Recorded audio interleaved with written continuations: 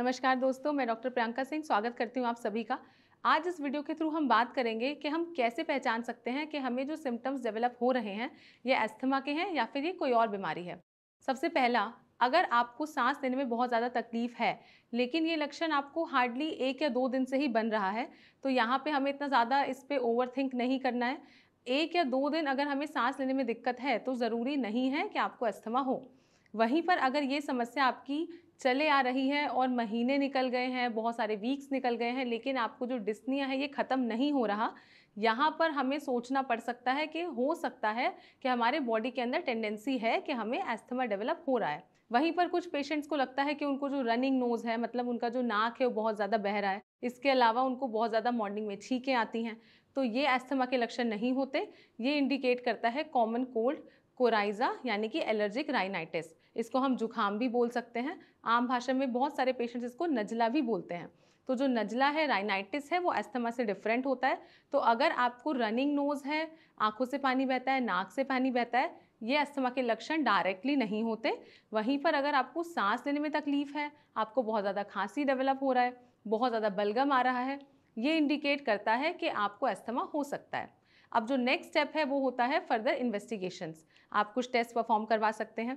सबसे पहला जो टेस्ट आप करवाएंगे वो सबसे सिंपल और कॉमन टेस्ट है जो सभी डॉक्टर्स मैक्सिमम पेशेंट में फर्स्ट या सेकंड विजिट में परफॉर्म करवाते हैं। उसको हम बोलते हैं सीबीसी विद ईएसआर। अगर आपके बॉडी में अस्थमा डेवलप हो रहा है तो यहाँ पर आपका ईएसआर थोड़ा सा रेज आ सकता है।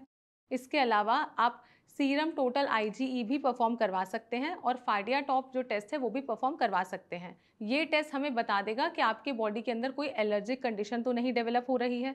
अगर आपका बॉडी किसी भी चीज़ की तरफ एलर्जिक है तो वहाँ पर आपका जो आईजी का लेवल है, जो फाडिया टॉप का लेवल है, वो बढ़ा हुआ नजर आ जाएगा। थर्ड जो हम फिगर आउट कर सकते हैं वो हम ऐसे कर सकते हैं कि अगर हमारे पेरेंट्स में किसी पेशेंट के पेरेंट्स के अंदर या ग्रैंड पेरेंट्स के अंदर अस्थमा के लक्षण रहे हैं या वो सीओपीडी या अस्थमा से सफ़र कर रहे हैं लेटर एज ग्रुप में, तो यहाँ भी चांसेस होते हैं कि जो अगली जनरेशन है उनको अस्थमा देखने को मिल सकता है। सबसे लास्ट जो कंफर्मेटरी डायग्नोसिस टेस्ट बनाने में हेल्प करेगा वो है फीनो टेस्ट। फीनो टेस्ट यानी कि फ्रैक्शनल एक्सहेल्ड नाइट्रिक ऑक्साइड। ये जो टेस्ट है ये हमें बताएगा कि आपको अस्थमा है कि नहीं है। इसका जो कंफर्मेशन है, जो कंफर्मेटरी डायग्नोस्टिक है, वो ये टेस्ट परफॉर्म कराने के बाद हमें मिल जाती है।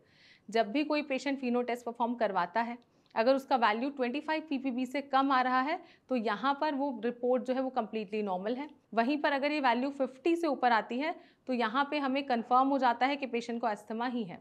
तो अगर आपको ऐसे कोई भी लक्षण अपने बॉडी में फील हो रहे हैं तो आप ये स्टेप वाइज जो है प्रोसेस करके पता कर सकते हैं कि आपको अस्थमा है या नहीं है। कोई भी टेस्ट जो है वो खुद से परफॉर्म ना करवाएं, पहले अपने हेल्थ केयर प्रोफेशनल से मिलें।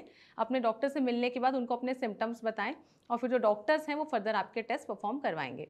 अगर आपको अस्थमा है या फिर आपके फैमिली में किसी को अस्थमा है और आप अस्थमा का कोई सटीक इलाज ढूंढ रहे हैं तो आप हमारी टीम से संपर्क कर सकते हैं। नीचे दिए गए नंबर पर भी कांटेक्ट कर सकते हैं या फिर कमेंट बॉक्स में अपना नंबर ड्रॉप कर सकते हैं। हमारी टीम खुद से आपसे संपर्क करेगी और हम पूरी कोशिश करेंगे कि आपको आपकी बीमारी से रिलीफ प्रोवाइड कर सकें। जल्द मिलते हैं अपनी नेक्स्ट वीडियो में, तब तक के लिए स्टे सेफ, स्टे हेल्दी।